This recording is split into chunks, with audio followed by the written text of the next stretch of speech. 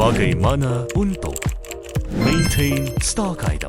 Hai, saya Jay dari EIST SQL. Hari ini saya akan ajar macam mana nak gunakan maintain stock item dalam SQL system. Sekarang kita boleh pergi dekat stock maintain stock item. Ini adalah stock listing dalam SQL yang anda sudah maintain. Untuk maintain baru punya item, anda boleh pergi dekat new. Contohnya saya jual phone, lepas tu ada beli phone juga. So sekarang saya nak maintain contohnya iPhone. Lepas tu untuk code anda boleh letak 01 ataupun 02 untuk code. Lepas tu description saya letakkan ini iPhone Pro Max 128GB punya iPhone. Lepas tu sini saya boleh pilihkan ini item adalah daripada apa group. Kalau anda tak tahu macam mana nak maintain group ini, anda boleh tengok video tutorial saya untuk maintain stock item group punya video. Sini saya boleh maintain UOM. UOM maksud itu unit of measurement. Saya boleh letakkan satu paket ke,